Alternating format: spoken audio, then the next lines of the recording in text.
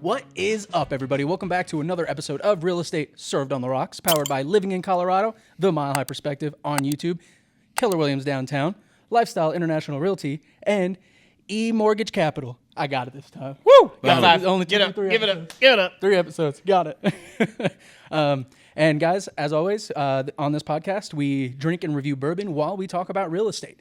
And I am here with... Jameson Amaros. Oscar Ibarra. And on today's episode, since we are only one day away from the spooky day, Spooky season. we're in spooky season. You guys been taking your spooky dookies? Spooky seasons. I didn't do a whole lot in my front yard, but interior, yeah, Okay. I pretty like it. scary. I like it. On today's episode, we want to keep it kind of light around the real estate feel. So we're going to start off by taking this episode down a path of like, if something happens in your home, like a murder or drugs stuff. We're gonna keep it light, What- but if you've ever been murdered in your home, What do you have to disclose? Do you need to disclose that when selling it? Mm-hmm. Has your Exactly. home been haunted? Yes. as agents, what we're privy to, called stigmatized homes, obviously if it's on the news, you can't really hide it. But I've had that question asked: has anybody died here? Oh yeah, Let me see. This thing was built in 1845. Guaranteed, probably. someone's. Probably. It's Well, a and high Denver- chance someone died here. Based on the does blood have- spatter on the walls, This that chalk looks line. arterial. Do they still do chalk lines? So I'm gonna I don't go know. with yes. And I don't know if you guys know this, but Denver does have a very rich haunted history. Oh, yeah. as well. I feel like every city has a rich. So is there a city out there that doesn't have a rich haunted history? All I'm saying is, Like Honolulu, maybe that doesn't have one. No, there's I don't probably know. a whole lot of. yeah, That's what I'm that's saying. probably Shit even going worse because of Right. their Alaska? tradition. That's what I'm saying. Maybe Alaska. I don't know, there's a lot of probably dead Eskimos that are haunting people out there. I bet. Probably. Bears. There's Yeah. bears. And bears. to keep it on the spooky note as well, Jameson got a bottle today I did. that it kind of goes along with the hidden kind of the Yeah, it's that. What's in the dark? Yeah, Are you afraid of the dark? Oh, Well, remember it's that pretty show? scary because Yeah. it's 112 proof. Hey, Yeah. you know we're experienced here. We can handle it. We got this. My thing liver in the is spooked. Yeah. My say liver's that. Let me just say, shaking. I'm glad I stopped and got the taquitos Yeah, before. my liver. before Yeah, I this ate episode. breakfast too. Spooked. I did not. I have not eaten, so this will be This fun. would be a fun one. Yeah. But A little loosey goosey. the bourbon that we're drinking today is the Hidden Barn Straight Bourbon Whiskey, and this is their Series 2. Now, Hidden Barn is named after, and their history comes from during Prohibition era in Kentucky. One of the things that you could almost guarantee that you were going to find a still is if there was a barn that was painted black. And normally, as you guys know, if you think of a barn, what do you think of? Red Barn. Red barn, red Yep. red doors, white trim, all of that. In order to keep themselves a little bit more secret and blend in with the woods and the depth behind in the trees, they would paint the barns black. Well, not only that, but it's because there's a certain microflora that is present in Kentucky that feeds off of distilled and fermenting alcohol. So what would happen is, as it's floating out, throughout the air, getting pollinated, it would be drawn to these distilling barns, and it would essentially like attach itself to the wood in black spots and black patterns. So if you saw a red barn that had a bunch of black splotches on it Okay. during Prohibition, as people were trying to crack down, they would know that that barn was most likely being used to distill alcohol. I mean, there's So what they did was they painted the barns completely black so that nobody could tell which ones were getting this microflora Interesting. attached to it. Yeah, it's fucking all these crazy. bootlegging farms because Prohibition, everything's on the down low. Let me ask you this: you said flora? Is it mold? Kind of, yeah. It's Black a microflora. mold. Basically, Yeah. it's mold. Yeah, Because in the but it's airborne mold, in the and the spores cigar feed off of the alcohol. in the cigar community, if you have your humidor at a certain, I don't know, it's called plume. Yeah, Yeah. plume. So the you have the little white plume, and it's like, well, this is just mold. Yes, And in so, the weed industry, it's no I'm kidding. but no, it's true, right? And Yeah. mold, not all mold's bad. Mold No. is just it's a microorganism that feeds off of waste, and the waste when it comes to distilling alcohol is the fermentation it gives off. That's what it attached to. Yep. So people got smart and like, well, We're shit. not promoting that mold is safe by any means. Don't go licking walls, but just saying. Pet the furry Not wall. all mold Just is pet the bad. furry yeah, wall. not all mold is scary. Okay, Let me scrape some of this on Yeah. this toast. it's really good for your microbiome. It really is. To be That's honest.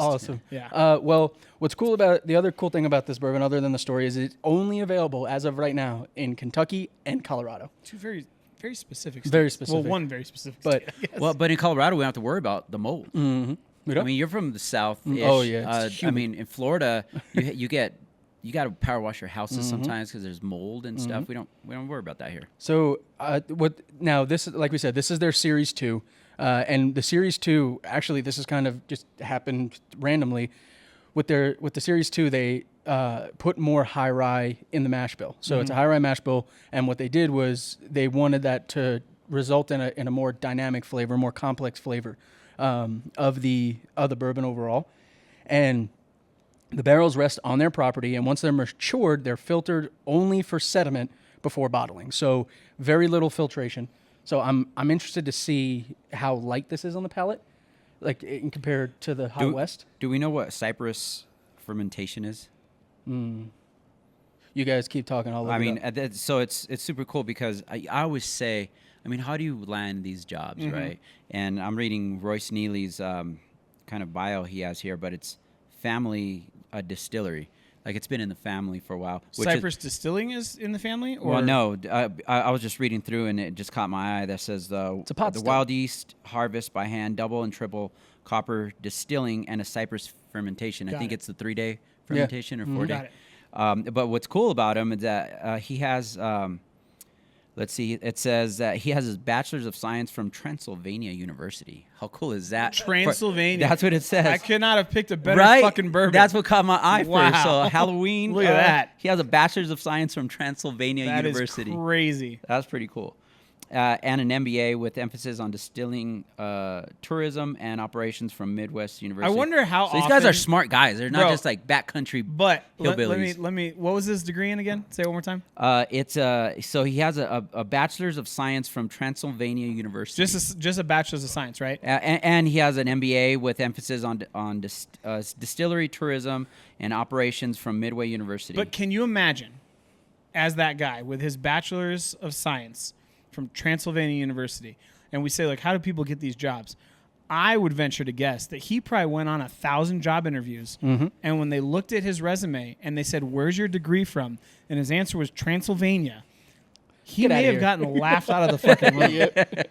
You know what I'm saying? Well, and honestly, I'm so he's like, you excited- know what? Fuck you guys. I'm making bourbon. yeah, some Honestly, scary I ass don't- bourbon. I don't know if you guys have noticed this too, but every single distillery that we've tried and reviewed that mentions the science and like Yeah. the degrees behind their distillers, we have not missed. A single Correct. one of them has not missed.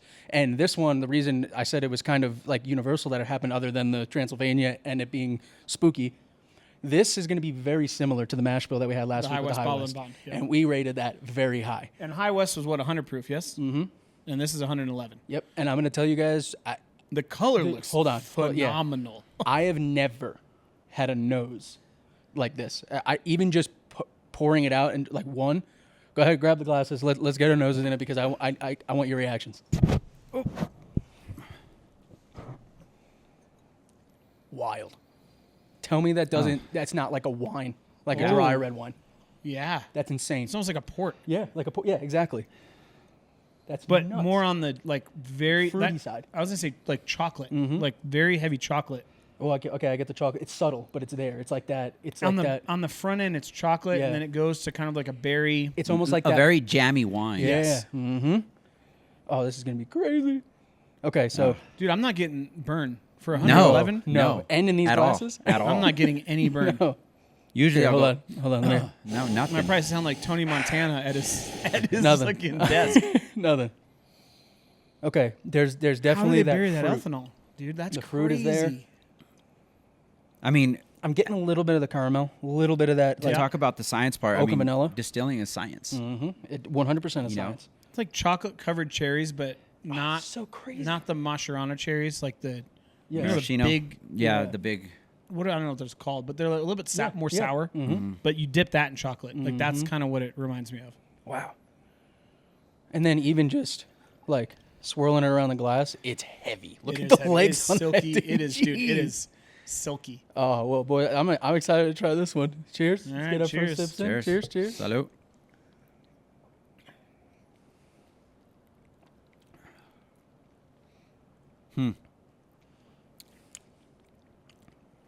There's definitely some burn to it. Hold on. Hold up. Wait a minute. Now I'm getting the charred oak though. Mm-hmm. I'm getting a lot of the char. The burn's there, but just faintly on the tongue. It's not a overpowering. compliment. Dude. Like the burn's a It's not overpowering. no. The burn's a compliment to it. This honestly, we'll go back to it, and we're only going to say it once this episode.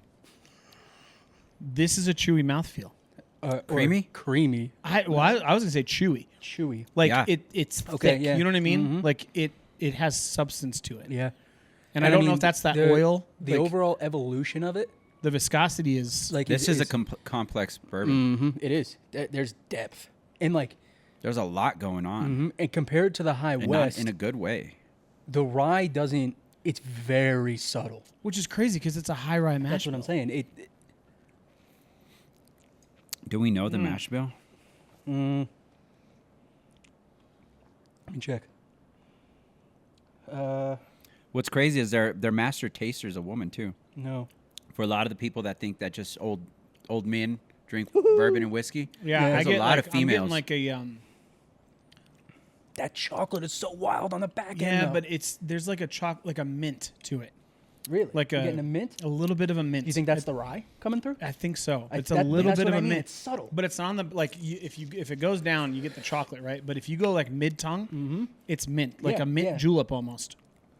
But let it sit on the middle of your tongue and see if you get like any the, sort of like mint. the mint spearmint flavor. You Yes. get like kind of like the But it eucalyptus lingers. kind of. It's yeah, like to me, it's almost like the taste that lingers a little bit. Kinda So like I a got cough chocolate on drop. the back end. This is. It's almost taking advantage of every like flavor profile on your tongue.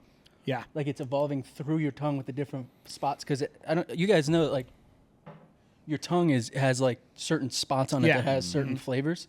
Let me see. Flavor. Tongue. interesting. I think it's your taste buds. They taste something different on each section. Yes. So okay. Yes. Yeah. So here it is. So on the outside of your tongue is sour. The back of your tongue is bitter. Center of your tongue is umami, and the front is sweet. I also didn't realize umami was a flavor. I thought it was a Japanese Well, no, it's a flavor profile. like It's like dish. that earthy kind of like yeah. So that's yeah. where I'm getting. It. Yeah. Yep. And right on the center of your tongue. Yep. Interesting. This one, I don't know, man. I'm kind of scared of JC's glass with this one. Like it gets too sweet. It's yeah. I don't know. It's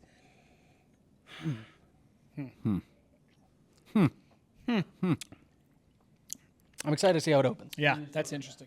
It's gonna be Interesting. yeah. Okay, so the actual tasting notes for this are gonna be, and again, this is batch 2 or series 2. Series 2, yeah. So there's only 10 barrels of this. That is not 111 proof. That's There's no wild, way. dude. There's no way. That is crazy. Well, I mean, it says bold spice and rich depth. They're Yep. not lying. Well, I was gonna say, so the tasting notes for series 2 are juicy overripe blackberry. So there's that fruit. Okay. Sweet Concord grape. That's going to be that wine. jammy, Yep, that yep. jammy. Smoky undertones. 100% comes through on the back end. Milk chocolate, Okay. roasted nuts, and fresh mint.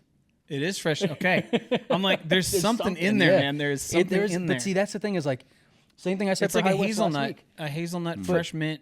Yeah. It's the same thing I said for High West last week, where it's a lot of people. Oh, the complexity of our bourbon. Right. Like this is the definition. Like Yes. if you're thinking like, what do people mean by complexity? This is literally hitting every taste bud area on my tongue. And this is one of those ones that does not taste like any I other think rye. that Yes. cherry you're tasting is the Concord grape, sweet Yeah. Concord grape. Yeah. Yeah. That's Yeah. awesome. Man, Yep. science, bitches. Yeah. Let's see how it finishes out. I'm a little worried that it's gonna go a little too sweet, but we'll see how it finishes out. All right. So on today's episode, we're keeping it real estate adjacent, and as you guys know, whenever you go to sell a house, you have to do what's called a seller's property disclosure. And what that does is that basically that piece of paper is where you, as the seller, write down all of the known defects, all of the known things in the house that Past the buyer or present. needs, past or present, that the buyer should know before they purchase the house. Now, with that being said, if something happened in the house and you don't know about it, you can't be held liable for not putting it on the sheet. So what we're going to talk about today is, what do you need to put on this seller's property disclosure if you've had something like a murder or anything bad happen within the house? And again, as real estate professionals, we're hired to sell the home and it has to stay the house, not what happened or anything. And the document that he's talking about, the seller's property disclosure, we can't fill out for you. Yep. You have to fill out to your best knowledge. That's why the buyer gets an inspection and whatnot, because the sellers might not know everything or forgot. Even if you're like, I sold them the house, I remember, they might have not. Yeah. So we have to keep it all about the house. But like we were talking about earlier, how many times have you had the conversation happened? and Yeah. who died in the house? I Yep. mean, we don't know. We're not privy to that information. We got to stick to the house itself, even if it was broadcasted on the news that someone murdered someone in the house. And there's a term for it, right? It's called a stigmatized property. Yep. And a stigmatized property is, by definition, it's a property that doesn't have a physical defect to it, but it is psychologically or socially marked in a way that might make buyers uneasy. And these things include a death on the property, a crime or a murder, a history of paranormal reports or local lore, That's on there? and or past ownership by someone notorious or controversial. Really? That is what defines. Okay, so let's break it. So a let's break it down. stigmatized property. So let's break it down one by one. Okay. So First one's a death on the property. death on the property. So how? Let me ask you guys: how have you dealt with anything like that, or how do you navigate it? So as far as a death on the property goes, in Colorado specifically, that is not something that has to be disclosed. Right. Or even it's built into our contract. Like if you want to know if there's sex offenders in the area, we Correct. don't know. We can't talk about that. We just have to direct them to either websites or the sheriff's department to figure out if there is sex offenders in the property. And what is it called for realtors that we can't do that? We can't. Steering. Yes. So And it's that- Megan's Law. Yeah, Megan's Law. Megan's law. So basically, what that It's means. it's public knowledge. It's Yeah, public go ahead. knowledge. Yeah. Yeah. What is steering? So steering is, as a realtor, we cannot tell our buyers to go to certain areas or not to go to certain areas when looking for a home because of certain demographics, certain things that happen in the community, things about the community. Our job is to get the best house for the buyer, and we cannot steer them with anything like that in any kind of a way. Yeah, although I mean, it just looks like we show property and that's it. We get paid. There's a lot behind it. There's a lot of red tape. I mean, there's blockbusting. There's redlining. There's a whole lot of things that we can't what is it, do. Sign crossing. Side crossing is more for the realtors side of it, not agent side, but that's another thing. In we this need to- case, this would be like a Father, Son, and Holy Spirit crossing. yeah. But so fun fact, right? So we talk about Colorado, Oscar, and you know this, you've dealt with it before. If somebody dies on your property, whether it's before you moved in, while you moved in, do you have to disclose that in Colorado? No, you do not, right? If somebody asks, you can say, I don't know. Or you can say, no, nobody has. Because there's no way to verify unless they look up public record, Yeah, you so know, on and so forth. Grandma went to bed on a Friday and we found her on a Monday. And I don't know. However, Well, the hospice cases, right? Yeah. That's a big one because that's right away. Yes. You know, it went on the market, grandma passed away or someone passed away, they were in hospice in the house. Buyer wants to know, hey, did she die in here or did she die in hospice somewhere else? I don't know. however, California, Oh, California. being the great state of California, has a rule about this, for death specifically, that sellers must disclose any death that occurred on the property within the past 3 years. And here's in the comments. How do you feel about that? Would you buy a house knowingly someone died maybe a month ago? There's more states. There's 5, actually. Really? Alaska, agents must disclose a murder or suicide that happened on the property within the last year. But just in Alaska. Ooh, So let me guess. California, Alaska, Let me guess one. New Mexico. No. New Orleans. Nope. Let's see. One's Midwest, 2 are Midwest, the other 2 are Minnesota. on the East Coast. Yes, Minnesota's 1. New York. Nope. Boston. Close though. Minnesota's kind of like California now. Pennsylvania. No. New Jersey. Yes. Interesting. Jersey. And then Midwest, you've got South Dakota, and then the other South East Coast Dakota. one is Massachusetts. I was thinking Massachusetts makes sense. Salem? But they have Salem, yeah. slightly different rules. So if you're in South Dakota, you have to disclose any homicide or suicide that occurred while they own the property. So South whether Dakota, it's in the last you got to year or disclose whether if it's a the last bear ate 20, them. Oh God. right? And South then Dakota. check this one out. Yeah, this but is think wild. think okay? about that as a And I seller. wanna- Like, I yeah, wanna my know- husband committed suicide here. Yeah. I got to tell you that. I'm sorry. Yeah. That, Right? that sucks. Yeah. So then on top of that, if you go to Massachusetts, Minnesota, or New Jersey, this is wild. Sellers don't have to disclose alleged paranormal activity, but if a buyer asks directly, they are prohibited from lying. I've been at the closing table talking about paranormal activity, and I'm like, shut up. If you're buying a home in New Jersey and somebody goes, hey, out of curiosity, was this home ever haunted or did it have any sort of paranormal events? And if you're the owner and think that you witnessed paranormal events, legally have to you disclose legally have to disclose that. Wow. I would love to see how that turns out. Like, let's say the seller lies, and then 3 years later, like, a candle falls off the wall, then they take the previous owner to court. Okay, and they try and prove that. I want to That'd be establish fucking this. crazy. I want to establish this now. How do you boys feel about paranormal activity? What? How do you feel about it? What's the overall thought? It's a thing. I mean, I feel sometimes energy in the home. I'm very much so about that. I mean, I personally have smudged a home with sage. Sage. Yep. I mean, you could feel. I think there's energies that stay with the home. Personally, have I seen anything? No, but there's certain energies in homes. I think. Emma? I don't believe in it. I've never been witness to it. Now, granted, growing up, right, I think with my parents, as far as I can remember, I've either owned or we've lived in a newer property for the most part. Yeah. Like even my home ownership, I've owned 2 properties that are brand new. So unless it was like DIA and built over an Indian burial ground, like I got nothing. So I don't know. But I've also, I've grown up in Colorado. Like if I was in Louisiana, different story. Well, and that's what I was going to say. Where I stand on it is, perception is reality, right? 100%. And I'm very scientific based. If you guys know me in person, like my autism keeps me very, very bland and basic when it comes to black and white, when it comes to thought. And I can't nick somebody for believing like they're having an experience where their reality was warped to then have that belief in the paranormal and feel the energy, see things moving. I can't disregard that.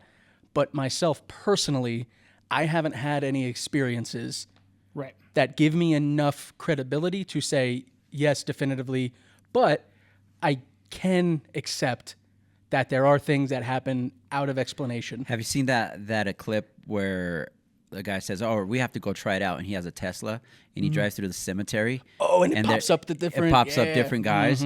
I mean, I personally can't say it. I've seen it, but I've felt certain ways, and I know it's psychological too. But I've lived in some old houses here in Denver, and Denver proper has a lot of we have scary stuff that happens. We have the epitome of the Stanley Hotel. I've stayed there, and it is pretty freaky. And I've been there twice now. I haven't stayed. I want to schedule a time for me and my wife to stay there. But then also Denver has the Brown Palace. They have it's another. I did Grand a tour. Hotel. There's some of these houses look ominous. Yeah. The cool architecture. And it's interesting because now you have lore in Denver. Certain properties are stigmatized, and look at I think Molly Brown's house is Molly Brown. It's an there's actual one museum. There's one that has had more deaths, suicides. I mean, we walked in. It's a walking tour. Which I did it too. And you're just standing in front of this house, and they're telling you everybody that died in there. And you're like, God, and it was violent, like crazy stuff. And there's a Netflix thing right now. The guy that they based Leatherface off of, really, that guy was a real guy. And he died like in 90-something. Wow. Like that guy wore his mom's face. I don't look into that kind of stuff. I was like, that guy was. You really? I did not know. It's Ed something. Ed Gaines. Yeah. I didn't know he was a real guy. Dude. Talk about being. And it's funny because, when it comes to stigmatized property, another thing. We're talking about deaths, suicides on the property. But on the flip side, there's people that look for that. Yeah, and that's what I was about to say. Is there's an entire, and that's why I asked about the belief. Is there's an entire subset of our population that, and if you guys haven't, my wife loves ghost hunter stuff on like YouTube and like because my sister's the same way. I'm talking like she'll watch episode after episode after episode on YouTube, and it's like, it's funny because they're always like walking through the house and they're like, "Did you hear that?" Again, psychological, but still at the same time. But I can't discredit it if that's your perception, that's your reality. Only murders in the building. Yeah, New York. It's not New Jersey. New York. They don't. Chicago has the they have literal a podcast on the show. Chicago literally has a murder hotel. The dude built the entire hotel specifically to murder people. There were doors that went to nowhere. There were hallways that led to like gas chambers. Craziest thing. Yeah. When it comes to real estate, like paranormal activity, there's a subset that will pay for a certain property specifically because of that. 100%. All right. So the next one, though, a crime such as a murder or drug activity. So we kind of covered the murder part. Yes. The drug activity is a little bit different, though. It is. Here in Colorado, especially. Yes. Yep. So Oscar, Charlie, why don't you guys go through what that looks like? So in the state of Specifically Colorado, meth if houses. you have a meth house, because the remediation is super expensive, meth gets into porous things. So if there's ever meth cooked, kept, or sold out of a home, you have to disclose. Or if there's ever like crack or anything, there is because the county will get involved. It's in the contract, isn't and it? pick up. Yeah, that's in the contract. If Yeah. it's meth, especially, that's in our contract. But I've dealt with a weed house. Yeah. He got arrested a few times, and then they finally they put, I can't remember the term for it, but my buyer bought it. But it was just marijuana they were growing out of it. They remodeled the home, got everything out because obviously marijuana has oils and it gets in the wall too. But then the county had to approve the next buyer. Yep. So it was a process, and we had to submit the offer to the agent, to the seller, and then the county had to say, okay, you could buy the home. So it is a process just with marijuana, and that's legal here. So with meth, you have to strip it down and have proof that you've remediated the meth from the home. So let me ask you this and question it's for both of you expensive. then. Because meth, you have to disclose. Yep. As far as I understand it, if the house with the new laws was used in any way, shape, or form, obviously if it's a grow house, it's different because it's illegal, right? But if it was legally being used to grow your certain amount of medicinal plants, you do not have to disclose. That's totally So fine. I did sell a house in Montbello that had the homeowner, I don't know if the botanist or whatever, but they had really nice gardens. One section was marijuana plants, really nice marijuana plants. And for those wondering and thinking about moving to Colorado, as each individual resident, each person is allowed to have up to 7 plants. Just to let you know. So I didn't know Seven I didn't know how to handle that. Sleepy, hungry. It's outside of the snacky. house. Yeah. But the buyer that we received an offer from asked, "Can we keep those plants?" Hell yeah. And I told my seller, I said, "Look, this is we don't. That's awesome. I don't Well, was it under the exclusions? know." So I came back and I You know said, what I'm saying? Are you going to dig these plants out? The buyer wants them." Went back to my managing broker at the time and said, "Do we put this in the contract?" No is the answer, because it's not part of the house. Yep. Because you're not financing marijuana And- plants now. and- Yeah, but what about? Hold but- on, but what about the? You what can't, about, it's but I not did- federally legal. So, and so it I wouldn't did clear. have to send an email stating the seller will leave it. It's in writing. We'll what leave about the plants. section on the contract that deals with crop transfer? It's emblements. What the term is emblements, but that's for crop, like a money making crop in a farm. And you But- can grow legally, but you cannot You sell. can't But sell it. why is that not in the residential? Because you can't sell it. Yeah. There's no profit. And the bank's not going to the bank's it has to do more of the financial side, because the Yes. bank's not going to Yeah. finance They can't finance a legally. business. But when you're doing farm, it's called an implement, and that you can sell the home. Oh, man, But we're gonna- because it's a harvest thing, they could come back and finish harvesting Oscar? their harvest. I'm gonna see if I can get somebody from my weed contract with the video business. Can you start looking at the loan process for what they do? Yeah. Because I would love to talk about that. And It's a because they have commercial. to It's a go- commercial loan. I was gonna say they have to go through totally different hoops. Yeah. Totally different. So all right. So USDA. and I'll Oh. tell you what, my last experience. So the buyers that I closed in Thornton in September, and so you guys know, this is a disclosure that they have to give you throughout the duration. They just have to check the box like, hey, this happened. So when we went under contract, they accepted it.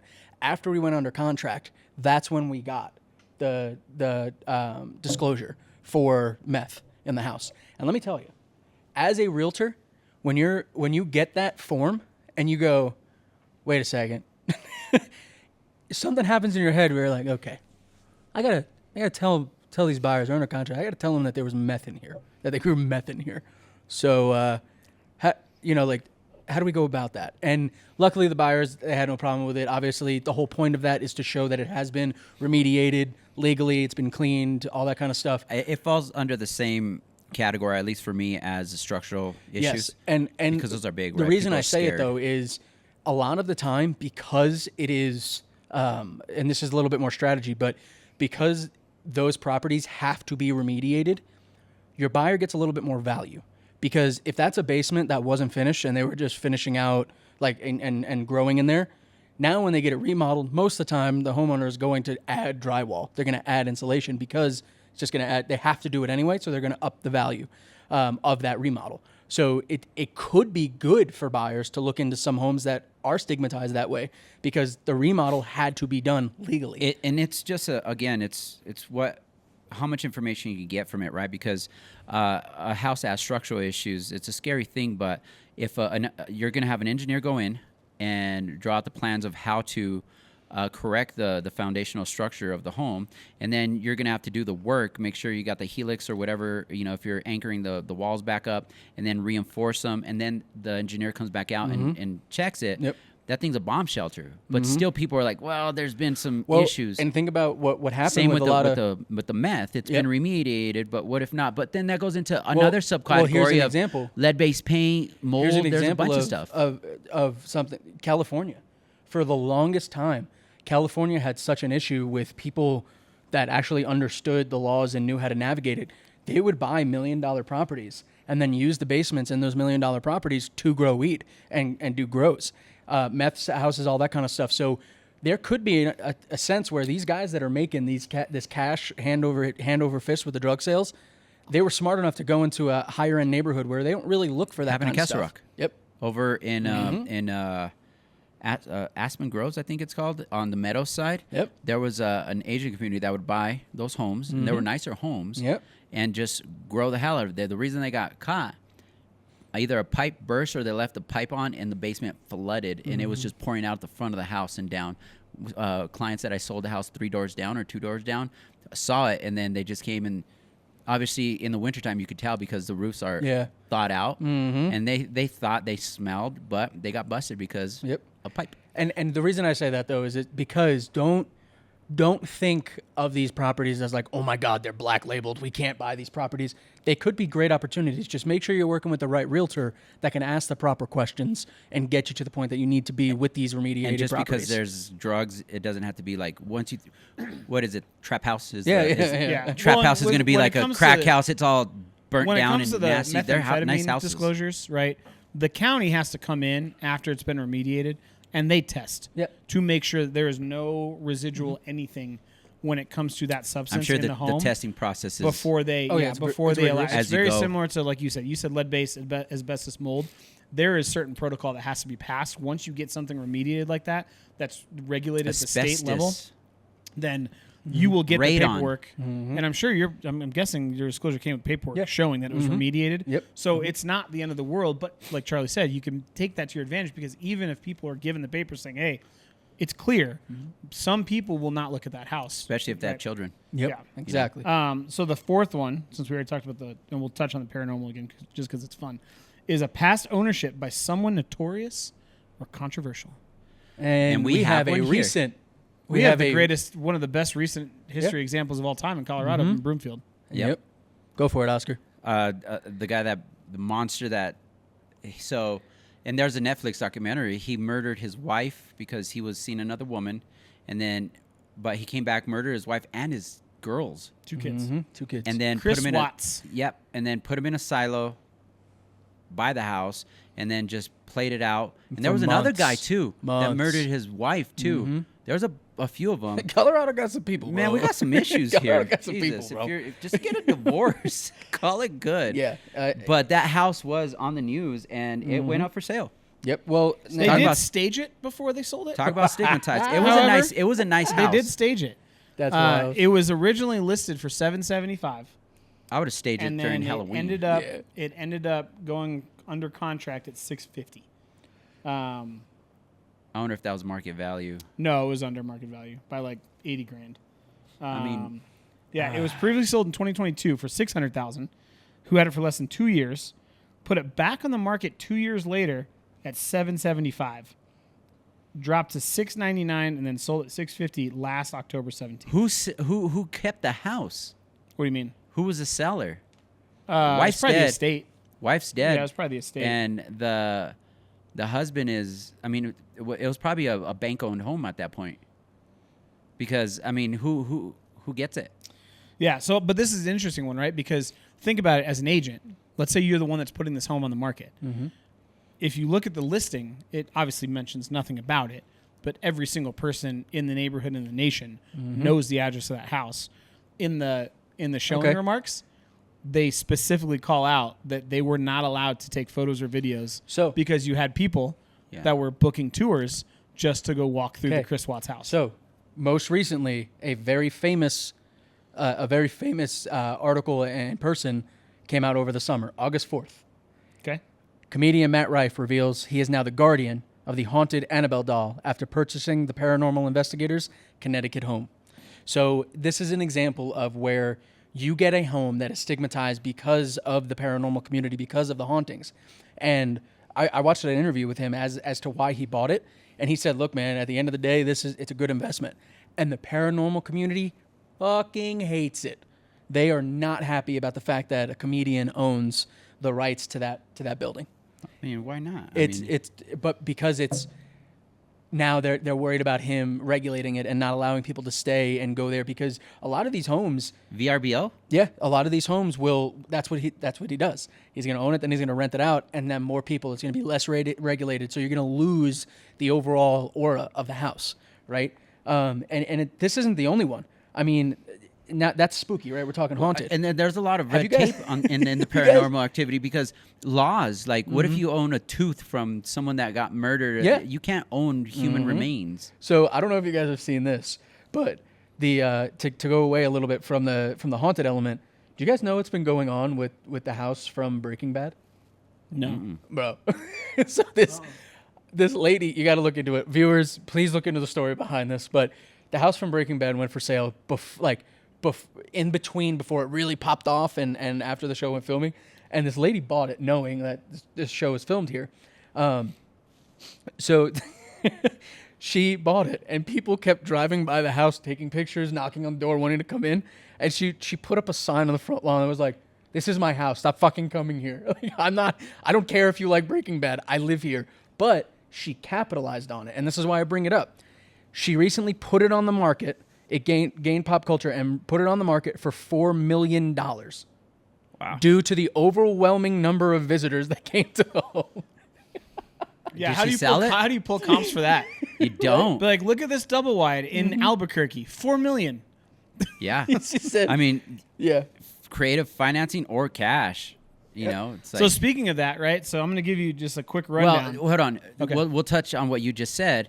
You find comps not by there's a income cost approach, not a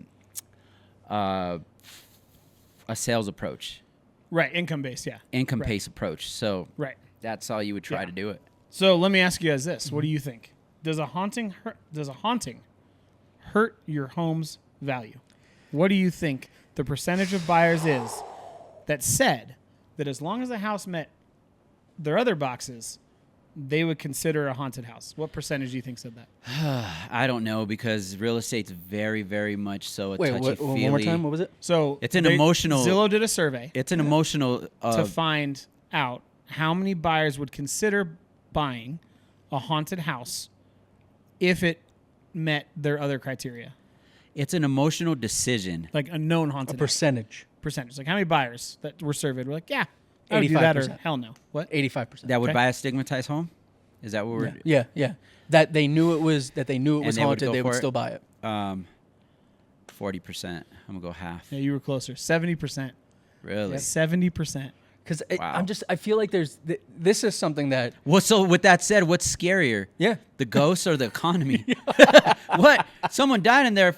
50K under. Let's do it. Yeah, like, go for it. Yeah. No, but it makes sense to me, because it is a niche subculture that really values it and finds it to be something that's like off-putting or not. Right. You know, it is a niche. So I can see that. I would Yeah. tell you, and this is my opinion. I get up in the middle of the night to go get water a lot. I couldn't live somewhere where like there's been a mass massacre here, and I really, You know not what, though? think about that every night. I'd go get Well, water. but here's the thing. I think it's different, right? I think that people are more drawn to haunted houses than the other houses that have had crimes committed inside of them. You know what I'm saying?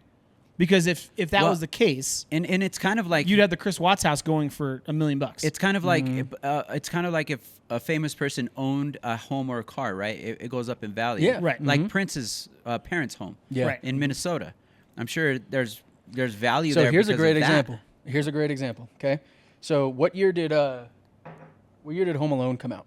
Oh, that house too. 90 something. Okay, so I can track it back to 2016. So in 2016, that house was valued at 1.8 million. And now, and I remember seeing this on Instagram. That's a nice house, though. The Home too. Alone house is for sale. Blah, blah.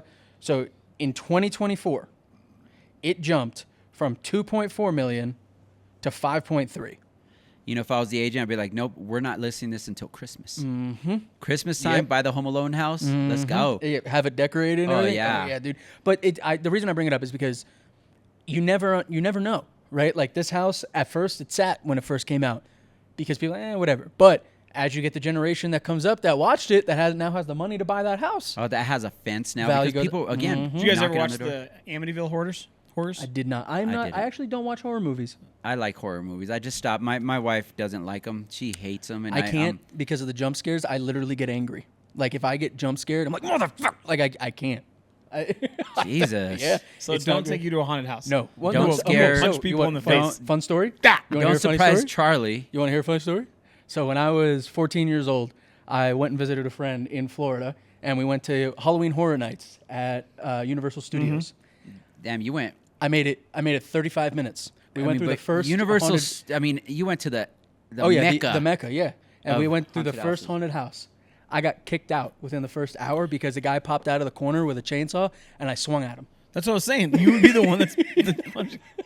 But it wasn't out of like anger; it's just a reaction. No, it's a flight or fight. Yep. Bro popped out of a You corner went with fight. a chainsaw. You and I'm, went no, fight. bro, I'm taking. I the learned my chainsaw. lesson. I learned my lesson going to haunted houses with friends that Yeah. are guys. I My wife does not like anything But see, it wasn't scary. It wasn't like a masculine thing. He popped out. No, of the let me corner. tell I was you like, my "What?" And I story. just popped at him. So Like- my wife hates haunted houses. Hates anything scary. She likes Halloween, but does not like horror movies. Okay. She likes slasher films for some reason, but like just scary stuff like that, pop out kind of. She hates it.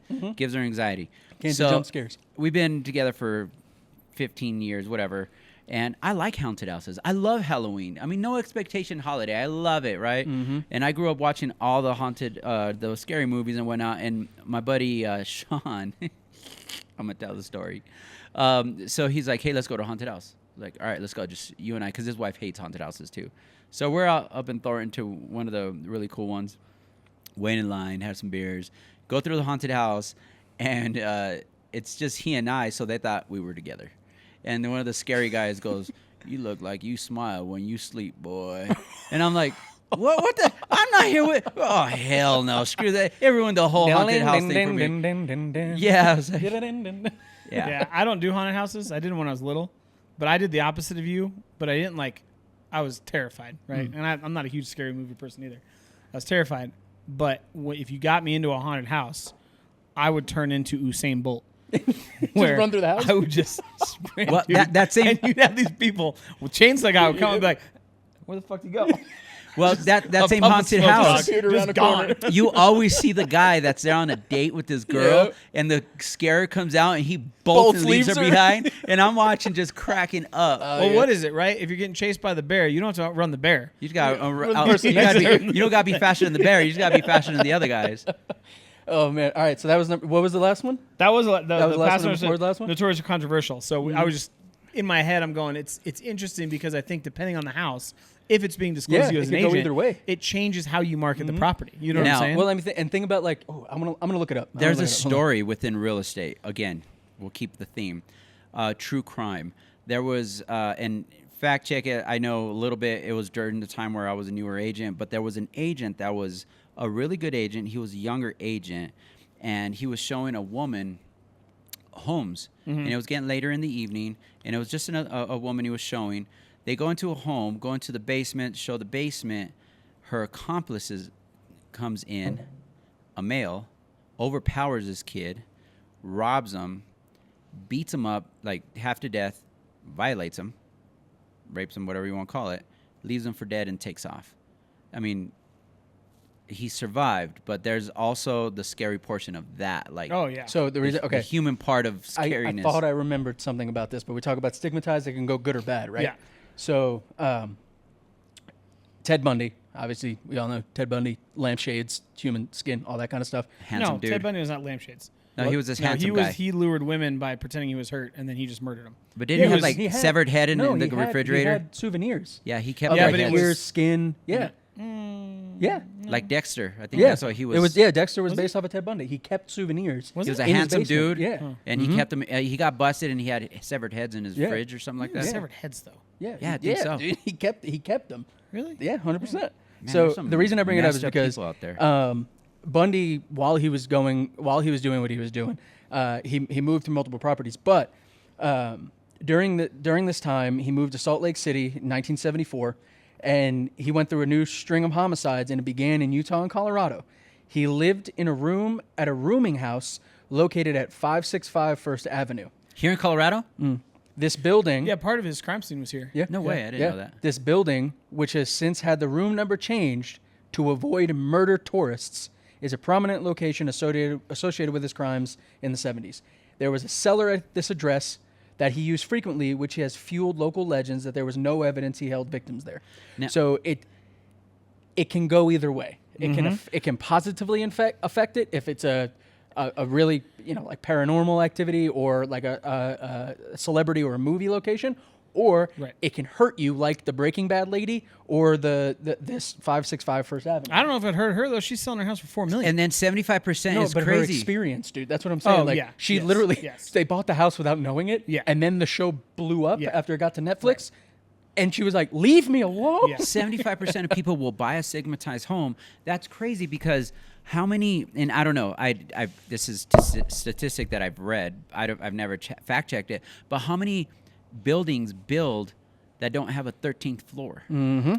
Or don't even. Yeah. We'll get on an airplane. Yep. You're never seeing real 13 because there isn't one. Yeah, we're so superstitious. Yeah, but absolutely. 75% will do it. Oh, I mean, there's that's- a whole ride in Universal that's based off of the 13th floor. Well, there's the haunted house here is called Also, the 13th haunted floor. mansion. Yeah, haunted. Yeah, there's just so many. I don't know. I think it's cool. So if you live in a haunted house, if you have any of that history, think about communicating that with your. Also, with your send it agent. to us because I'd love to see it. I'd love to see it. Yeah, Yeah, I'd love to maybe. see it.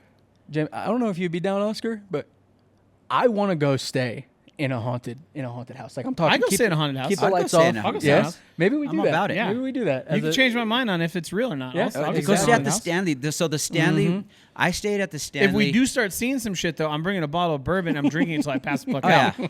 Yeah, like, why do I hurt? I don't care. I had bourbon. Hey, do No, you but remember what the- happened? so the We'll do a Stanley. live sitting in the. I in don't the know. room. I don't know if they still do it. I stayed at the Stanley for a holiday party. Yeah, because they got taken over by somebody else. Yeah. so- last year. Yeah. I stayed before Christmas. It was in November, but it was still trickling Halloween, and it was kind of weird. I took a picture. It was kind of blurry. It was cool. They played The Shining on one of the TV stations. That's cool. Constantly, and then a lot of the Here's hangings Johnny. and stuff happened Yeah. in the outhouses Well, out I'll back. tell you, that was yeah. we walked it, and it was like a weird sombering. I'll tell you, eerie as feeling. a videographer, cinematographer, when I walked in there, I was blown. If you guys don't know this, when you go to the Stanley Hotel, unless you're staying at the Stanley, they do not let you go past the walkway. You can't go up into the hallway where the blood film was seen, or blood Unless you're scene was staying filmed. there. Unless you're staying there. It is I don't do eerie. good with signs. It's a really good bourbon bar there, isn't there? Yes, Oh, it's a the tasting phenomenal room. bourbon yeah, bar. It's a tasting room. Yeah. Tasting I don't do good with signs, so I just walked past it and I went upstairs. I don't read, so I got in trouble. And it's crazy to be in there and like look down the hallway and have the shot, like see it, and just be like, oh, It's God. very visceral. They have It the is. room. It's Yeah. expensive to stay in the Mhm. actual room. And if you and you could, dude, I would if it's 2:00 in the morning and I'm walking down the hallway and it's a long hallway and I see two little girls at the end of that hallway. it's during the I'm day, running. it's No, bustling. But according to even you, you'd walk up and punch both of them in the face. I would ask them, be like, It's you guys still- okay? it's still bustling, Yeah. but it's still not bustling when you go. Yeah. Yeah. And then they have this where the tasting room is not the main Yeah. No, the it's hotel. off. Mhm. So it's very eerie, and they have this little mini garden that you could like maze through. But there's in the kitchen the doors. There's a little girl that you could see through the window at some times. Nope. There is. Oh, fun fact. Dumb If and we do Dumber. this- Dumb and Dumber was filmed here in Colorado. yeah. But it wasn't Vail where they filmed it. It was Estes Park where Yep. the Stanley is. So Yep. it was shot in Estes Park, shot Yep. at the Stanley. It but wasn't was, in Aspen. Aspen. Yeah, not Vail. It wasn't in Aspen. It was in Estes Yep. Park. Oh man, Jim, I Those almost wanna stairs do he's it walking now. down, that's I almost the want to do Stanley. it now and reach out and be like, "Hey guys, can you please just put like a little sound device in the room? I want to see how you react." So that's what I was thinking, right? Because in my head, I'm So- going, all right. So from a production standpoint, I could set up an insane like Dolby Atmos system and just freak the fuck out of people. My girlfriend at the time was blow drying her hair, and it just turned off. And then she came back and was like, "I don't know." Somebody's probably the breaker, like, ha! No, but she came back to tell me that it shut off, and it turned back on. But with that, so think about this, right? And this is just my marketing brain in selling a house. Let's say I'm selling a stigmatized property that has Lean into it. local knowledge of being haunted, right? Local lore. Right, Lean local, into it. Local lore being not. This is my thought. I would only allow showings past sundown, Yep. Oh, and I would purposely set up the house To be to haunted. feel creepy as fuck. a smart You know what I'm agent saying? would just take Oh, dude, advantage of the, that. The videos that I would Like make in a house. twi- like Midnight that. showings? So Yeah. you look at it, twilight showings only, one person at a time. So your agent has to be there, but your agent stays. You You, can only walk walk through the out. house by Oh, yourself. that would be awesome. You know what I'm saying? Like That would you be could awesome. really turn it into like, oh, this is not only is this a home tour, Promote this is an it, too. attraction. Yeah, Only exactly. You know what I'm saying? sundown showings. I think that would be sick. Oh, Yeah. that'd be awesome. I that'd would be crazy. if my sellers were okay with it, I would absolutely market the house like that. And you guys, You know you what I mean? guys thought we couldn't get through a whole episode just with the spooky talk, Oh, there's Hey, a lot of spooky season. stuff, man. spooky season. especially in Colorado, man. We got so many spooky haunted. I mean, the entire town of Cripple Creek So, Oh, dude, let me tell you, burned down twice. I sold a house. I did a hybrid fix and flip That sale. place is the saddest place I've ever played blackjack. Oh, Cripple Creek is like, it'll take your soul, bro. and that's where they have the ice castles. Ice down castles there. now, yeah. Yeah. Mhm. So, one of my wife's friends had a house she acquired through her parents, and she was trying to sell it. She had rented it out for a while, and they beat it up. It was over in Congress Park. So this place was built in 1890. Went in there. We tried to retrofit everything. We remodeled. During the remodel process, tools were going lost. We would lose tools. And then we would be in the basement or whatever, because I did some pretty cool stuff down there, exposed brick, and then clear shot it. Tools would come back. And then one day, we're clearing out the backyard. We're mowing it down. And again, this house has been vacant for a while, and we were there almost every day. There was a big handprint, and I'm not making this up. A big handprint, a huge handprint, somewhere where it was too high for someone just to like. Was it Boban Bogdanovich? Dude, on the back brick of this Nikola home, Jokic white, is like, That's crazy. just up there, and we were looking at it like, huh? That wasn't there. And yeah, my dad, I would have Usain bolted myself the complete opposite So- direction. No, I'm the typical white My person dad- in the video. I'd go up and be like, "How did this get here?" my dad was like, nope, I'm not coming back. I was like, dude, we're almost It's like, done. It's like the. So I went and is I it talked- the Geico commercial. Yep. Like, what are you stupid? Let's hide behind the chainsaws. Yeah. So Exactly. That as- would be me. I'd be like, "Hold on, how did that hand get up there? This person would have to be 6.8 feet." That would be yeah, me. and it was a big handprint. It wasn't like someone just dipped. It was Yeah. like on there. Someone and schmacked it? We're power washing it, and my dad didn't want to go back. As any good real estate agent, I'm tasked to do a job. I went to the local witch doctor. Hell yeah. I got like this coconut thing. I had Saged it out?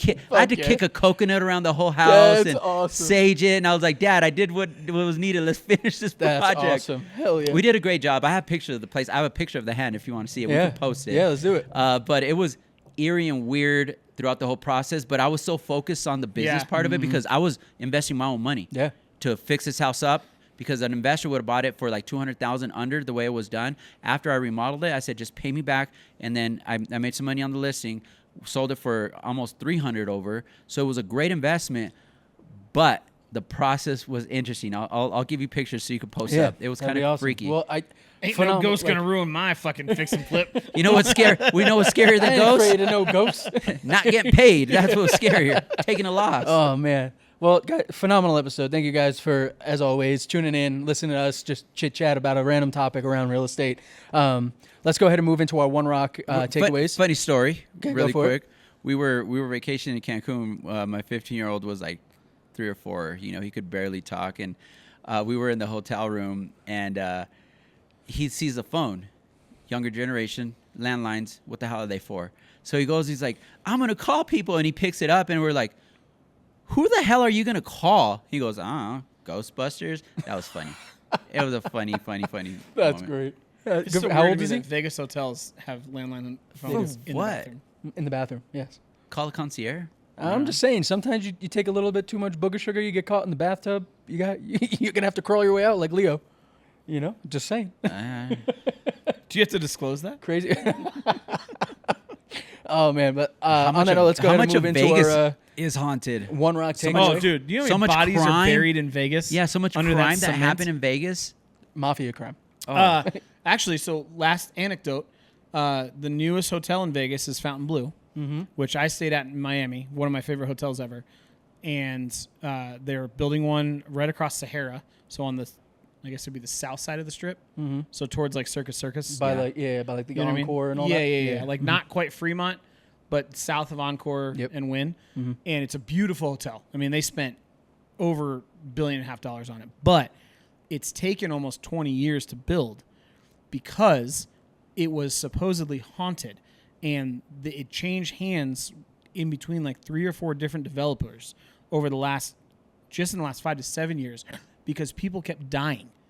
Like head honcho people kept dying. Project managers, construction, That's all whatever, over Fremont. as they were. Yeah.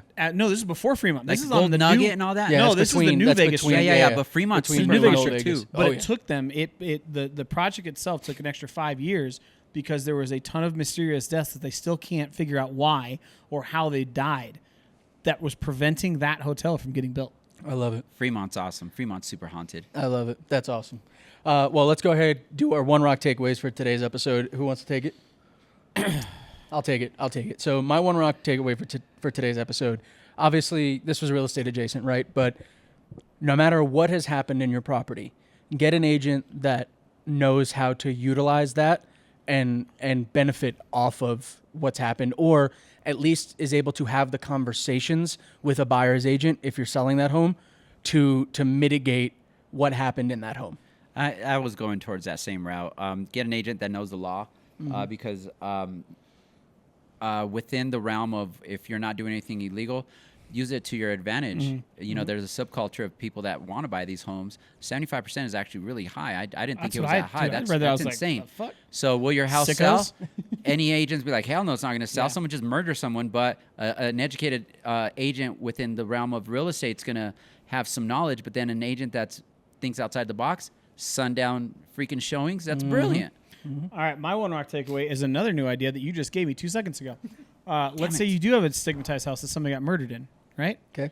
We've all gone to broker opens. It's a bunch of appetizers and people walking around, blah blah blah. Start What moving if shit around? No. What if you did a broker open in a stigmatized house that somebody was murdered in, but you did it as one of the like the Ghost Guess tours? Who murder dinners? Yeah. What are they called? Like Yeah, murder yeah. mysteries. Murder Murder mystery mysteries. dinners. Yeah. So you did a broker open. Bro, that'd be You did a diabolical. broker open in a Outside the box, stigmatized property. baby. That'd be I'm gonna, diabolical, you know dude. what? I'm trademarking this idea right now. So if anybody diabolical. has a house that they want to sell that somebody's been murdered in, Call us. Call me. Oh, because jeez. my broker open or open house will be a murder mystery dinner. Oh, we'll do only murders in the buildings. You know what I'm saying? Like, how dope would that be, though? Crazy. And I'm just saying it's diabolical. It's just, you're gonna be tell cool? your sellers like, dude, all right, look, I know Grandma was stabbed to death in that room, but let's use it, bro. hey, you want the most bang for your Hey, buck? yeah. Most eyeballs on? We're gonna hold a broker open to the public, but we're gonna do a Murder murder mystery. mystery dinner. That's awesome. They I'm do just murder saying. mysteries over at the Molly Brown Yeah. summer house. Bro, I'm just I've done a saying. few. And then every guest that attends gets a game of Clue. That's awesome. Yeah, just saying. That's And then- awesome. Be, be creative. Don't. Phenomenal. Oh, the onion, or have you seen Yeah, the yeah. onion? Yeah, someone has to die. Yeah. Get a Murder good lawyer. mystery The- broker incredible. open See, would be fucking incredible. I love the episodes where it's real Would be estate incredible, adjacent, dude. and we just get the vibe. But with that, let's go ahead and move on to our bourbon review for today's episode. Hold on, one more thing. I've had deals where one deal, seller dies. Oh Jesus. Mine, Deer Trail, same thing. Yeah. Passed What away do you during do this. then? You know, We had to go through a whole not to bring it back to like a reality. reality thing, but Wild. that happens too. Wild. What if okay. the agent dies? Ooh, That's happened too. that's wild. That's wild. Yeah, we literally went through that. No. He's saying the agent, the dies selling agent dies or during buyer's the agent dies process. during the process. How do you do that? We went through that with JC. Oh, that's Oh, right. yeah. Remember? He had 5 active deals. But he had a team. No, I understand that, but You that guys was took care that of it. was the Yeah. process because now we had to go through and have all those conversations that nobody wanted to have, saying, "Hey, by the way, your listing agent passed away." I took over 3. I forgot. You remember that? Yeah. So Wow. yeah, Wow. Hey, it can happen. JC, Be prepared. Cheers to JC. Speaking of JC. Don't Cheers. haunt that dude. He doesn't believe. Let's go ahead and move into the bourbon review for today's episode. I'm going to tell you guys this. I thought it was going to go sweeter. It didn't. The rye came through. I'm gonna hold on. I want to JC Mike. Hold on. So Speaking of JC, for me, it went the opposite direction. It kind of it brought more. It kind of like sat there and like I don't want to say fermented. It became more of what it was. I don't know what that means. So I know what you're saying. I know it evolved it evolved in a way where it highlighted the features we were talking about at the beginning rather than losing Yes. any element Okay. of yes, it. it didn't Yes. lose any element. The only element that it lost on mine was the hints of ethanol. Yes. It Okay. became All right. it Mine became, did- it mine did became get drier, bolder, Hold on. and it Put your nose sticks. in JC's It glass. sticks in your mouth. Put your nose in JC's glass. You Wow. can't do it because you just poured. Here. Oh no! Hold on. No. Take mine. Nose both of them. Which one has more burn? JC's. Do it again. Oh, there you go. Mm-hmm. Yeah. Tell me how the fuck that one's been sitting, and it has not released more of the ethanol, Huh. or it has. It No, hasn't. it's yeah. released more It's ethanol. released more ethanol than mine, and I've been swirling and holding it. Huh? Huh. Oscar, you still have the first pour too. Yeah. Yeah. Try I it with did. I yours. just poured a second one. but- Try it. Does yours not have more burn? I feel like this one has a dissipated but cleaner. That's what I'm. burn. But that's what I'm saying. Yours, the JC's glass that's been sitting open, just aerating, has more Yeah. burn, has less and burn. I have less. But you have, yeah. Isn't that wild? Yeah. It evolved back to the rye. Yeah. I could smell Dude, the I'm telling flavor you, profile cleaner. Weird. I was very concerned that this was going to go Too sweet. too sweet because everything would flatten out and all we would be left with is the caramel, the milk chocolate, the cherry. I was a damn good drinker. But I've gotten the oak, I've gotten the ethanol, I've gotten the rye, I've gotten the mint, like, There is no difference between the sip I just took which is crazy. between the two. So it's just the nose. It's literally just this is. I couldn't. So the nose dissipates. The nose lessens but the actual but the flavor here. because that's been sitting open for what? Hour and 10 roughly. Literally the same. Yeah, try that. Taste yours and then taste that one.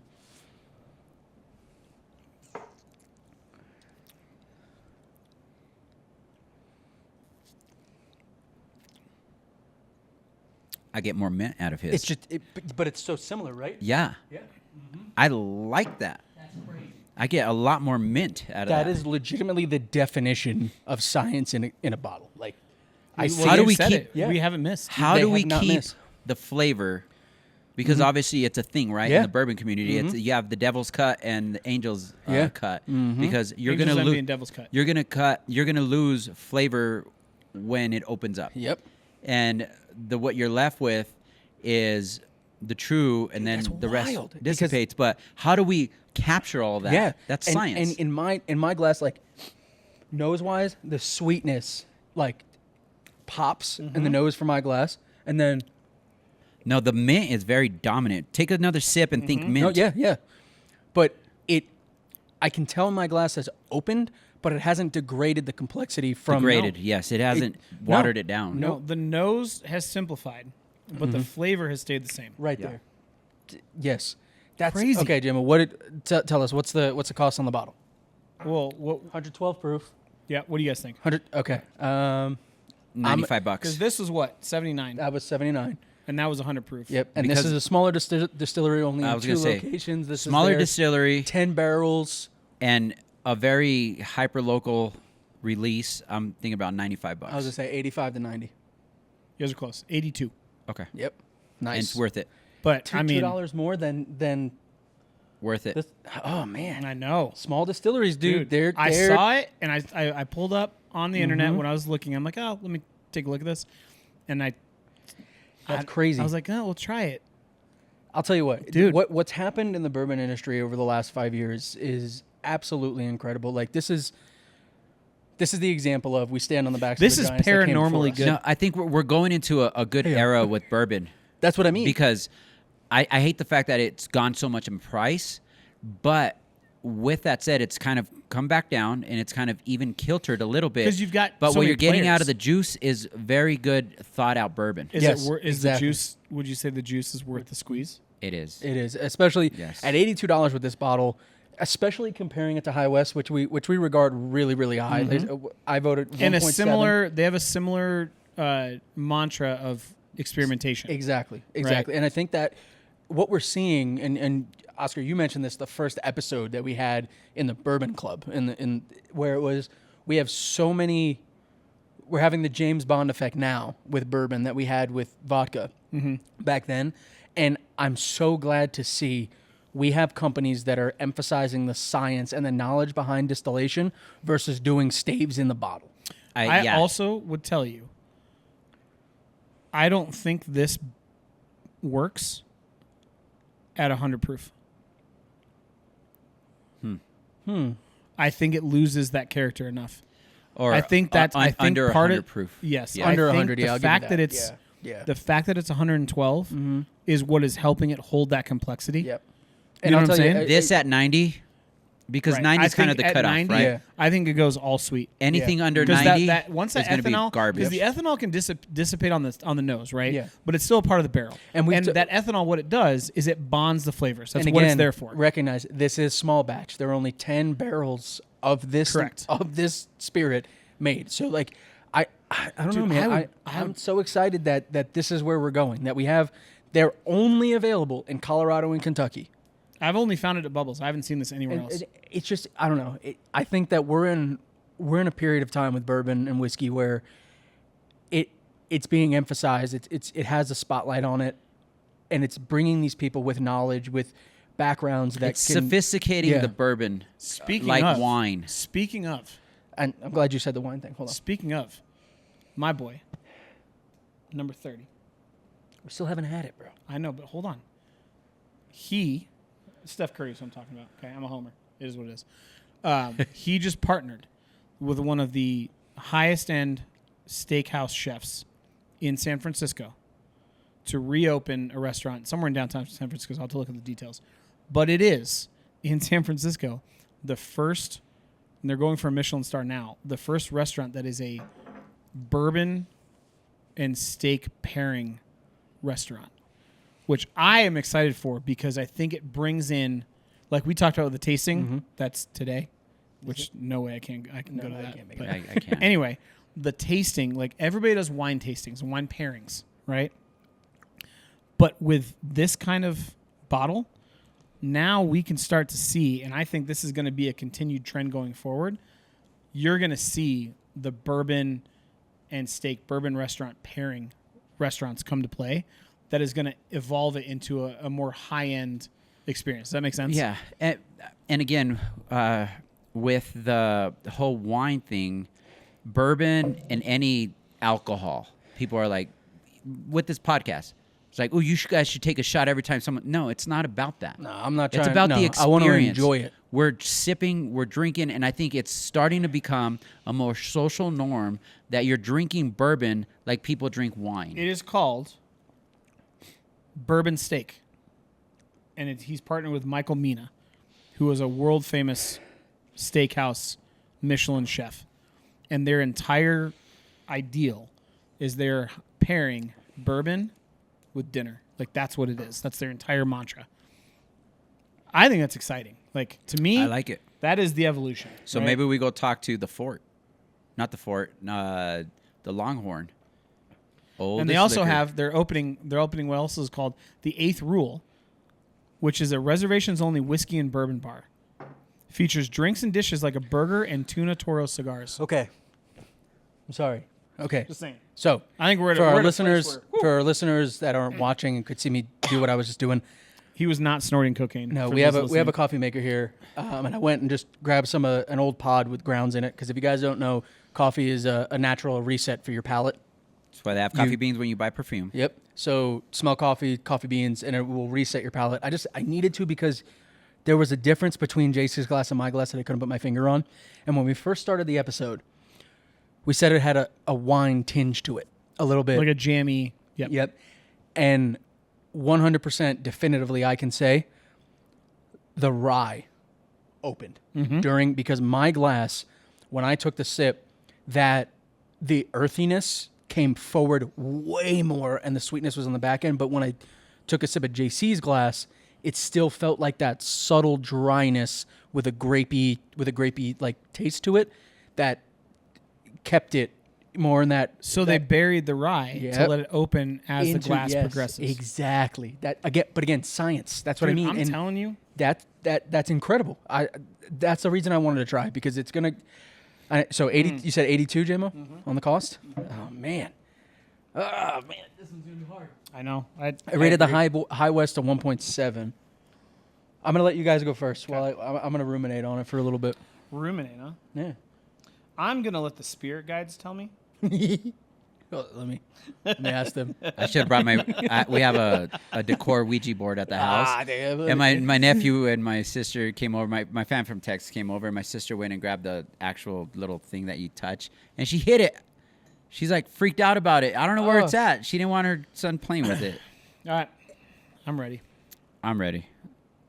You guys take it. It's hard. I'm waiting for that one unicorn one, but For the 0 or the 1? for the one. For the 1. Yeah, for the I agree. one, the solid one.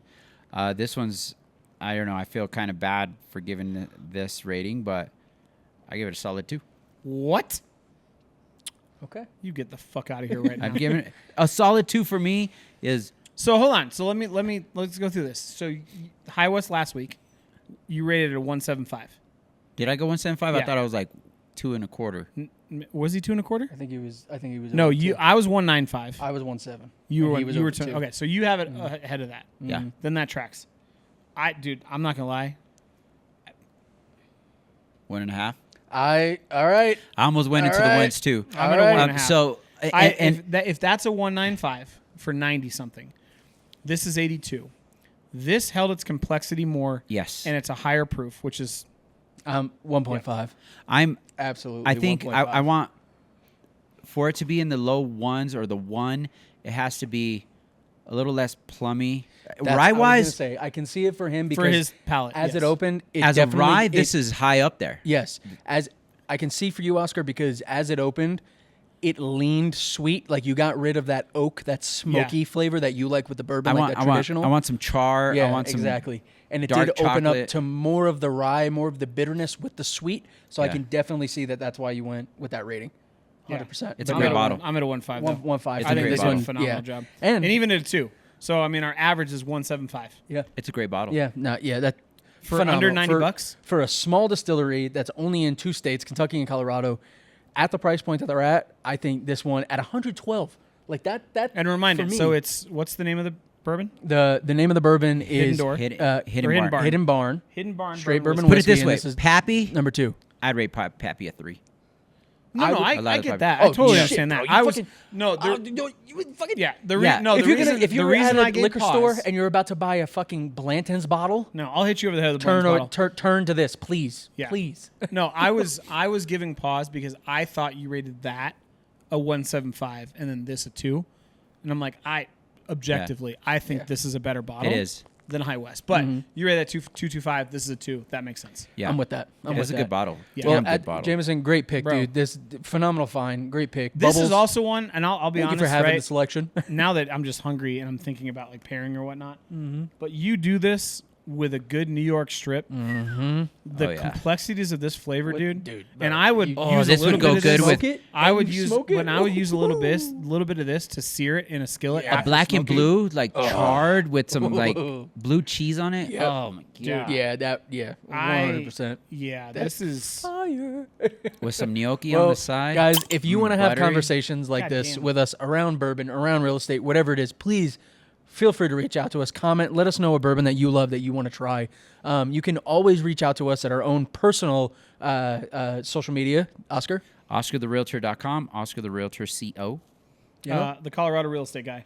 You can reach Everywhere. me at Charlie Sardelli or BTD Productions. And if you want to do a podcast like this, if you want to do any video, let me know.